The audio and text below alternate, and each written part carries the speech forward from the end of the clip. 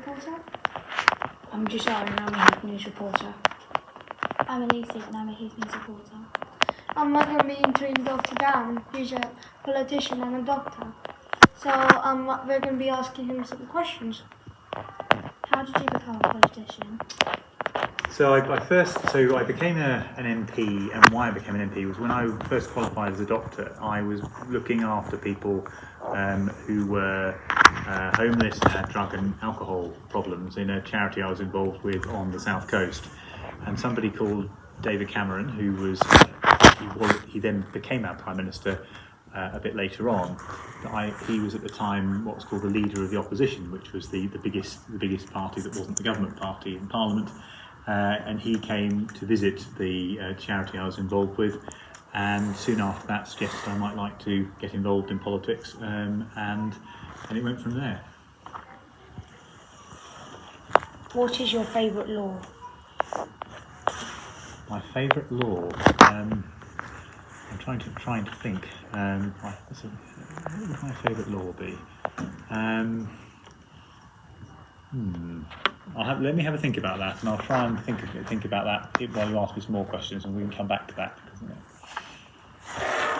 What is your least favourite law? What's my least favourite law?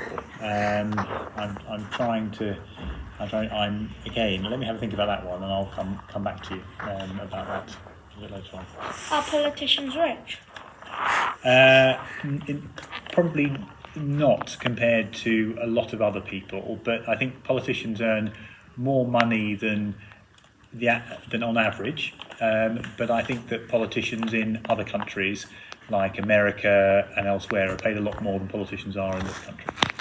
And certainly from my point of view, if I wanted to make money, I wouldn't have gone into politics, because I see it as it's about public service, and I would earn more money if I was doing full-time medicine than if I had gone into politics. So it's not about, I think for a lot of people in politics, it's not about money, it's about serving the community.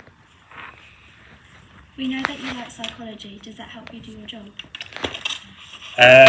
It does. I often think that my skills as a mental health doctor or psychiatrist are sometimes very well needed in Parliament, but it's certainly the case that I think understanding how to motivate what motivates people, understanding how people think about things is useful for anybody who's involved in Parliament. And it's also very useful, I think, when I see people and try and help people locally as a constituency MP. When people come and see me with problems, I think it's really, really helpful to be able to have an understanding of, and some experience and knowledge of, how to, from my experience working as a doctor, how we can practically make some of those things a bit better for them. Why did the alert system go wrong, and will there be another one? I think this is when the phone thing. Yeah. So I'm not sure. My phone started bleeping, but I'm not sure. But I think in lots of other countries, I understand they have alerts, and we haven't tended to do it in this country. So I think it was like a practice, and I'm sure probably there will be another practice, where those phone networks that didn't get involved or didn't get linked in with the alert this time, they will be next time. So I think you hope with the alert system we never really have to use it in reality, but I think there will be another practice probably to make sure that it works better next time.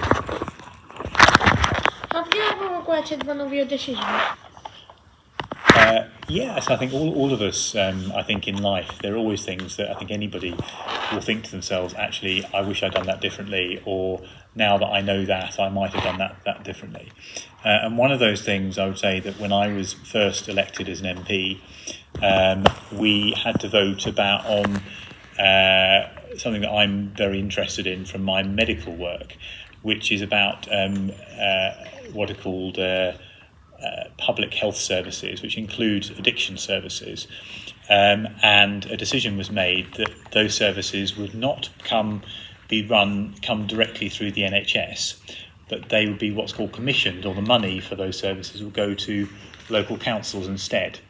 And I think that's meant that for people who use those services, they're not joined up in the right way with other health services.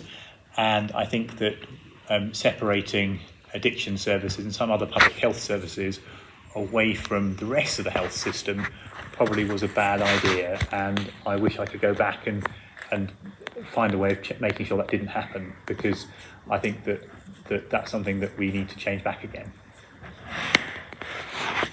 Why are the adults striking, and will anything change? So why are The adults striking.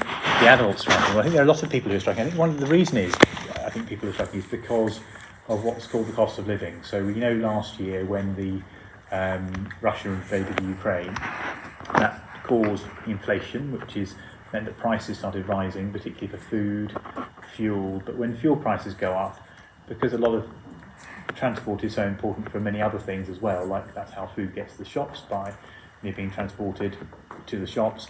That's it also drove up the cost of other raw materials as well, and that has meant that for a lot of people, they have come under household what's called budgets, have come under quite a lot of pressure. So people have been struggling because of those increasing pressure that's been driven by inflation and I think a lot of people are saying, well, actually, we need our wages to go up to recognise that. Now, I think the question is how much should wages go up to recognise, in recognition of the cost of living, and that's where sometimes there's a disagreement about how much should happen with that. Because during the cost of living issues, for example, during the winter, households got a fuel payment of £400, every household got that as well. So there's been other support that's been put in place.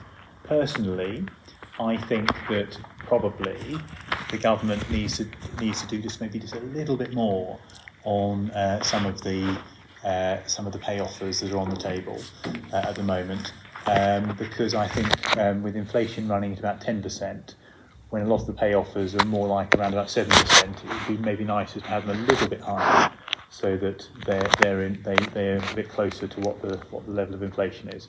But the reason that I think that the government hasn't been able to do so much on that is because if you start putting up wages for everybody by a big amount, that then pushes prices up further.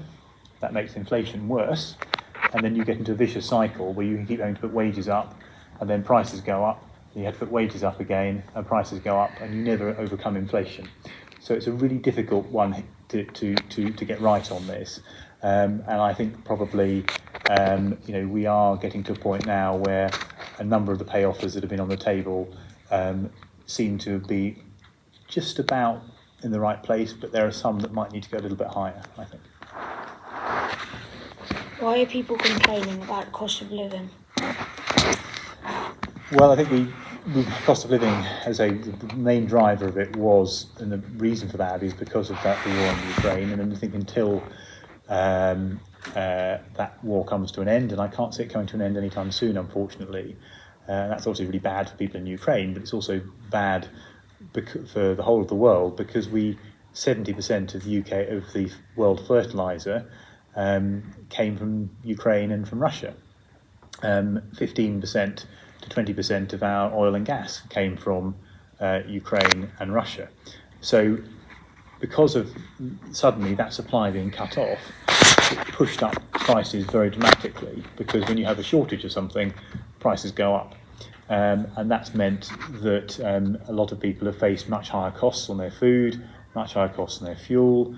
It's been more expensive to heat homes, so the government has provided a lot of support for people to, during the winter months, with a payment, particularly to older people and pensioners, but to everybody having a payment for that. And that's what I think has really driven the cost of living. I hope that the world is now beginning to adapt and change to recognise what's happened, and that will mean inflation begins to come down. And that means if inflation comes down, the cost of living will come down as well. Have you ever suggested a new law?